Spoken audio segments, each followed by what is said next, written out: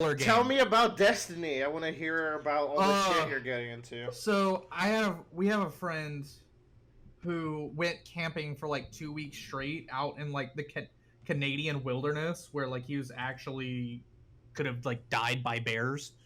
That's badass. Yeah, they have a really cool camping place. He's like, yeah, it's like a 3-hour, like we turn off on a dirt road and then it's like 3 hours further down that dirt road or something. He's like, we're out there. He came back after this 2-week experience enlightened and said, yeah, I'm gonna play Destiny now. That's my live game what that happened? I'm gonna play. No, I don't know what the fuck happened. The spirits of the land spoke to him and said, "Look, dude, play Destiny already." They were like, Eric. Peter Dinklage from the lake came out. It's like there's a wizard on the moon. Moon's fucking haunted. They're like, we need to speak about your destiny, and he's like, play Destiny, okay. Yeah, don't know what happened. The worst thing is another friend of ours, Cirquette and I, have been like teetering on this edge of like, what if we play Destiny? Ooh, like, Dude, I would play with y'all if I had time because it looks like fun. I think. I'm gonna start with the bad. Wow. The really bad. So apparently in 2001. An expansion hit, or 2002. I don't know the exact. I was like, what? The year Halo Combat Evolved came out? What are you talking? Sorry, 2021, 2022. In the past 2 years, an expansion came out, and they said we're going to sunset all content prior to this expansion. Oof. And people lost their fucking minds, and they said, yeah, we're gonna future-proof the game. And I go, as what I'm working on now, that's like some very, very high level shit to be future proving your live service. And like, if you need to sunset content, like whatever you're doing is not sustainable, apparently. Some things, unfortunately, through no fault of anybody, very limited. But it's not impossible to say, like, they shouldn't have had to sunset it, to be honest. Here's a real technical term. They could have divided up the expansions into like different executables and downloadable files, like other games have. So like if you download like Call of Duty right now, like through the Battle.net, it's like you can download the co-op separately, the single player separately, the Warzone separately, the multiplayer separately. What if like you could buy like a physical version of it, and then depending on which part of the game you want to play, you put a new disc in? That'd be something. Fucking futuristic right there, Joe. Yeah, fucking I know, insane. right? But like, here's the problem: is they still sell each expansion that has previously come out in the game individually. Like each individual expansion is like $20-$30, and they also sell a legacy edition, which is all those expansions bundled up for like $40, and they don't tell you that. They just have it all available for sale individually or together. But wait, there's more. Wait, is this the stuff before or after the sunsetted stuff? Before and including sunsetted stuff. If it's sunsetted, you can still buy it? Can you still do it? Yes. No. So, yeah, exactly. Ugh. So, exactly. So, let's talk about the first set of sunsetted content that I could do. So anything between the original launch of the game to Shadowkeep is gone. Shadowkeep is still there, which I think was like 2 years after launch. Yeah, it was 2 years after the launch of Destiny 2. So the first 2 years are gone, just completely eviscerated from the game. But you can do the main campaign from Shadowkeep and a couple of like other things that were attached to Shadowkeep, which is like the expansion comes out, and then there's like 2 to 3 months of that expansion, and then they go into seasonal content. These seasonal contents are story-driven, like repetitive-ass stuff with like new game modes that they introduce each season. It can be small, like grindable dungeons, but it has a campaign. It evolves the story, introduces new characters, brings in old characters. Main characters fucking die in these seasons. And like you cannot experience any of this story at all in the game. So between Shadowkeep and Beyond Light, you miss 5 entire chunks of 3-month-long sets of story-driven gameplay. You miss plot points, new characters being brought back to life. People care about the story quite a bit, right? Yes. Yeah. Yes, it's insane. Like, here's my beef. If you're gonna fucking sunset content, sunset fucking all of it, and don't let somebody buy 1/5 of your fucking expansion. I have fucking beef about this. That's justified anger, if you ask me. Like, it is infuriating that legendary fucking content creators online have played, like, I've been watching 1.5 to 2 hour long videos of each season story and all the gameplay from it, so I can catch up between 1/5 of one expansion to the 1/5 of the next expansion. And that's fucking infuriating to me. I would have rather just been like, oh yeah, you can buy. So like they have the expansion that came out after the first year, right after launch. It's called the Forsaken Bundle. And the Forsaken Bundle, which Forsaken was the first expansion that dropped, was an entirely new location, a huge fucking plot line, and a raid that tied into that plot, like huge storytelling expansion. That's gone, but you can still buy the exotic weapons from that expansion. But you can't play any of the story from that expansion. That's gone. And I'm just like, this is what you should do if you're going to fucking sunset content. Let people buy the weapons that you know they want. And don't tease them with 1/5 of the fucking game. Like, it's absurd. It is absurd. And that's my just downright statement about it. Yeah. It's pretty fucked. Like, the only thing more fucked than removing the story is intentionally creating gaps in the story and leaving it in your game. You can't expect to be taken seriously at that point. It's hard. Because I care about Destiny. Like, I played Destiny for 6 years. Destiny 1 and 2 for 6 years combined. Actually, like, I don't ever post on Reddit. The most Reddit I've ever posted on is the fucking Destiny subreddit, sadly. That's your crew. I am by association a part of that community now, I guess. Like, I love Destiny. Like, it is top tier fucking gunplay, great fucking environments, top notch fucking level and mission design. Like, the way they reuse spaces in that game is fucking genius. It's awesome. And the storytelling, like the stories, the characters, like the world building, top tier fucking world building. And it's like, I posted on Reddit, I was like, dude, I feel like I lost 6 years of the fucking game. Like, all the 6 years I played, like, going into a new expansion and then playing that, like, initial storyline, and then it's like, oh, you don't get to experience you don't get to experience Saint 14 being rescued from the fucking Vex time vortex or some shit. And I'm like, cool, I've known about Saint 14 since fucking 2015 as a lore drop in Destiny 1 that you made me go online to read about. So in the part where you finally reveal who this character is, I can't experience either because you also removed that from the game. That is kind of fucked. It's like your level of investment has not been rewarded. It's actually like a slap to the face. It's been slapped to the face, and it always kind of has been.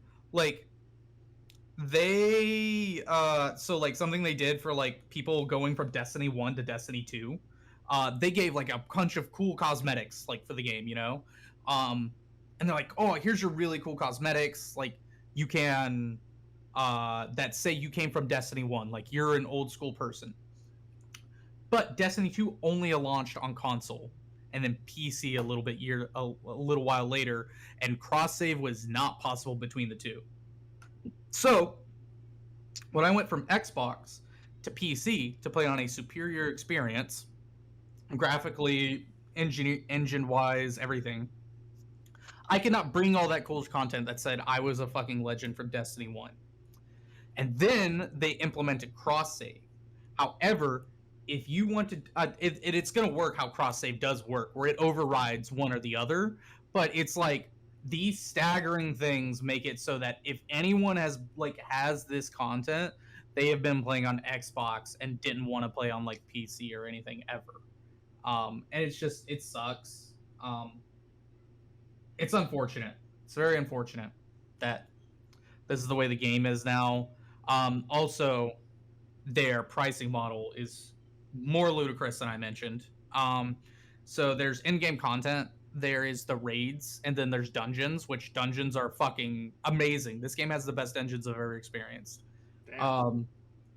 And I played Final Fantasy 14. Probably none of the good Final Fantasy 14 dungeons. I don't think we're allowed to talk yet. Not until you get like Shadow exactly. content. But the Destiny dungeons are fucking amazing. We did one with I did one with Cirquette, and she was like, "Yeah, that was great." So maybe we can get them up there. But here's the fucked up thing: so you have to buy the like annual season pass. Annual season pass for like the game plus the new expansion, like $100. Okay, that's the new expansion for the year, and then all 4 season passes of content. Not a bad deal, right? Like, you get for $100 for like the price of one expansion is probably like $40 to $50. So you're like re-upping that annual subscription to Destiny. And then you pay for 4 season passes, which is like $20 a season pass. So it's not a bad deal price point. Like, which $20 a season pass is expensive. Like, I think that's the most expensive season pass like on the market right now. That's like double the amount than every other normal season pass. Exactly. It is expensive as fuck. Not only that, they make it so that it's actually like $22, so you have to spend $25 worth of coins to get it. So really it's a $25 season pass. Or I think it's actually $30. Whatever. But on top of all that, the dungeon is not included in the season pass. It is a separate $20 transaction to play the dungeon that comes out in that season. Probably something that made more sense when it was coming out in real time. There's probably like a several month gap between releases. $20 for a dungeon though is kind of wild. Yeah, so $30 expansion. No. $30 season pass. $20 dungeon. This is a worst case scenario of live gaming. Like it is all like, the FOMO. It's not just little cosmetic costumes and weapons you're losing out. You're losing out on huge content, and then you're having to pay weird amounts to even get that content. And I'm not sure what happened down the road because Bungie only got bought out by Sony in 2002, so it hasn't even been like a full year yet. 22, yeah. Yeah. They probably haven't even enacted any changes from that yet. Sony doesn't interfere with gaming studios. Like, Sony very much lets them do their own fucking thing. Tell that to I think Bluepoint folks. I think that the development of Marathon is heavily detracting from Destiny. Like, I think like the major directors, the major players needing more funding to go into that project. I was gonna say is that Marathon's probably taking a lot more resources, and they probably just have like a live ops team, so it's not nearly as big. So that's all the bad things, and they are bad. And apparently, they released a state of the game today, which there's this guy I follow who's a fellow Texan, Aztec Ross, on YouTube, and it's like. And he's like, the state of the game in August came out, and it is not looking good, folks. And I'm like, oof, I just got back in, man. Like, you're killing me. I could talk about the good things in the game, like the stories are. I like the stories a lot. They're very simple, but I love them. They're not really like dramatic. Like, they're very dramatic. And they're not very complex. They're not complex stories at all. Gunplay is always great. Yeah, you've always hyped that up. Yeah, playing with they made new like they redid the subclasses how they work in the game. So like you have I think y'all may have experienced this and y'all played it. Like, you had your subclass, and then you had like some kind of perks that you made for the subclass, and then there was like a bunch of stat nodes that you put points into. I did not get to the stat nodage, I don't think. They just have a lot of like, they have like an actual skill tree for the subclasses now, and like you have like major aspects that you say, hey, this is how I'm gonna play this subclass, and then these are how my grenades and melee attacks and like class abilities are going to modify my gameplay. And it's really good, even though they nerfed the shit out of my Void Titan. Reddit says this is the best the Void Titan's ever been. I think they nerfed the shit out of it. I think it fucking. I don't understand. I think it's actually fucking ass compared to what it used to be. They have more experience. And dude, I'm asking about it, man. I'm trying to get that information. I'm like, they're like just trust us, bro. It's good. No, I'm like, am I missing something? Because like the main thing that Titans like to do is punch stuff. And they made it so that the Void Titan has a ranged punch where you throw like a Captain America shield. And this Captain America shield has the homing of like magnets where like they're always pointed away from each other. I feel like this shield always goes away from every enemy I throw it at. It doesn't give you a full like overshield like it used to. It doesn't give you like quick enhanced reflex. I'm just venting now. I think it's shit compared to what it used to be. I'm playing with two others, so we have like a full 3-person fire team, and we're playing so casually that we're trying to let the game not affect us. But we're playing so casually because it's like we did the main campaign for one of the 1/5 parts of the game, but now they're respectfully waiting on me to get the 4.5 hours to 5.5 hours worth of lore videos under my belt so I can play the next 1/5 of the game. Really, really cool that they're waiting. That's very nice. Oh yeah, super healthy fire team to be playing with, and there's a lot of side content we could do in between that. That's not spoiler heavy, so it's not too bad. Speaking of which, Joe, they have like a crafting system in the game now, where all the randomly rolled weapons and armors and stuff, you basically just build them out how you want them to now. Ah, cool, man. Yeah. Destiny is fun. I know you shit talked it for like the last 30 minutes. 15. I'm keeping track. Okay, but Destiny is a fun game. Like it's got some of the best gunplay, like you've mentioned before, in any sort of first-person shooter. If you can get somebody who knows the game to teach you everything you need to know about the game, that's the only way for a new player experience to come in. It feels like Warframe circa 2014.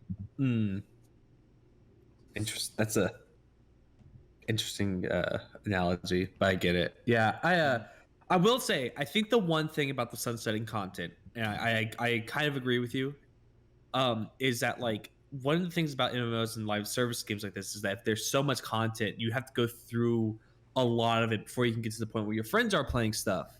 Now, yeah, I do think there's alternatives where like you say like this is the path that's the quicker path to go through, but here's all the other content, and that's really easy to do, quote unquote, with just doing like level scaling and stuff to keep things somewhat relevant, but then also saying like if you want to get with your friends quickly, go down this route. If you want to experience all the Destiny stuff, here it is to the side. Let me rub you this, Joe. Let me rub this on you. Yeah. When there's a new season or new expansion now, they start everybody. So the level cap for this season is like 1840 or 1850 or something. When the Count of Monte Cristo came out, got it. Yeah. Everybody starts at 1600. From somebody who's been playing. Yep, somebody who's been playing since the beginning to somebody who just downloaded the game for the first time. Everybody's at 1600. So everything's at 1600. So there is no catching up. Okay, I see. Yeah, I mean, I do like that, and I also don't like that. That's such a weird way to be in, because you're basically telling everyone like your time investment's pointless, but at the same time you're telling new players you immediately get to play. That's such a terrible spot to be in. But it doesn't teach new players how to play either. That's also that is the issue. It's fucking ass. Yeah, you have to like teach people how to play the fucking game. Dude, I stopped playing for 2 years and I don't know how to fucking play the game. Yeah. Just shoot the vex in the chest in the red area. That's all you gotta do. Apparently not anymore. I mean, they have new enemy. Yeah. That's the whole point of the whatever. So the cool thing is Destiny is horizontal scaling game. they did put legacy caps on old weapons, meaning like a lot of your old weapons can only go up to like 1600.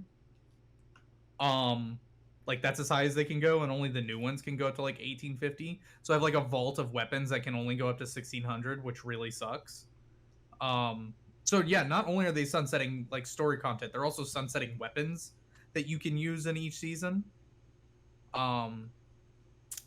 And I saw a video today like, oh, you have to do the Nightfall this week to get this adept version of this fusion rifle that's been in the game since launch, because that can go up to max level. And I saw him using it in Crucible, and I was like, that's the same fucking fusion rifle I used in the second week of the game coming out. It's the exact same with the same perks and everything, and you're gonna make me do in-game level content to get it. I don't need to. It's still sitting in my vault.